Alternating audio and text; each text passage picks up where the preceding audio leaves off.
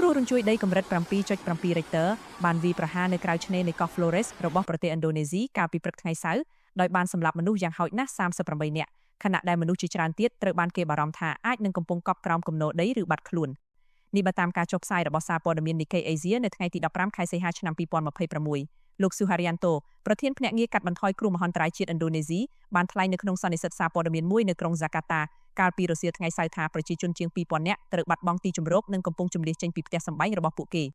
លោក Suharyanto បានបន្ថែមថាការបាក់ដីបានបិទផ្លូវធ្វើដំណើរហើយហេដ្ឋារចនាសម្ព័ន្ធសាធារណៈនៅក្នុងតំបន់ត្រូវបានខូចខាតយ៉ាងធ្ងន់ធ្ងររាប់បញ្ចូលទាំងប្រលានយន្តហោះចំនួន5ផងដែរលើសពីនេះការខូចខាតផ្ទះសម្បែងទ្រង់ទ្រាយធំក៏ត្រូវបានរាយការណ៍នៅតាមតំបន់ជាច្រើនទៀតផង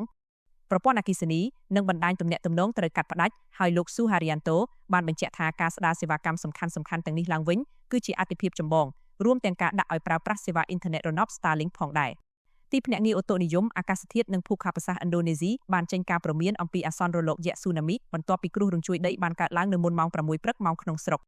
រលកសមុទ្រដែលមានកម្ពស់តិចជាង1ម៉ែត្រត្រូវបានគេរាយការណ៍នៅតាមតំបន់មួយចំនួនប៉ុន្តែការព្រមាននេះត្រូវបានលុបចោលវិញបន្ទាប់ពីរយៈពេលប្រហែល2ម៉ោងកន្លះយោងតាមភ្នាក់ងារដដែលបានឲ្យដឹងថាគេបានកត់ត្រារំញ័របន្ទាប់បន្សំចំនួន235លើកក្នុងនោះមាន4លើកដែលមានកម្រិតខ្លាំងលើសពី5សូន Richter ហើយរំញ័របន្ទាប់បន្សំទាំងនេះត្រូវបានរំពឹងថានឹងបន្តកើតមានក្នុងរយៈពេល2សប្តាហ៍ខាងមុខទៀតទីភ្នាក់ងារសារព័ត៌មាន Reuters បានរាយការណ៍ថាក្រុមអ្នកសង្គ្រោះនៅក្នុងក្រុងកំពង់ផែ Momer បានរកឃើញសពអ្នកស្លាប់ចំនួន20នាក់មនុស្ស6នាក់រងរបួសនិង2នាក់ទៀតកំពុងជាប់ក្រោមគំនរបាក់បែក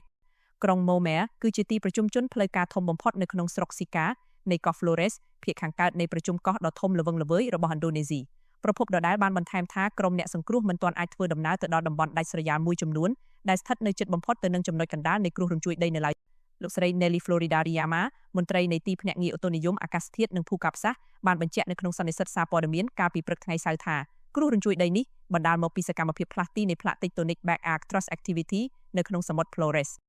កោះ Flores គឺជាទីតាំងនៃភ្នំភ្លើងចំនួន15ក្នុងនោះរួមមានភ្នំភ្លើង Mount Lewotobila-Kilaki ដែលបានផ្ទុះយ៉ាងខ្លាំងកាលពីខែវិច្ឆិកាឆ្នាំ2024ហើយត្រូវបានគេរាយការណ៍ថានៅតែបន្តមានសកម្មភាពនៅឡើយនៅសប្តាហ៍នេះ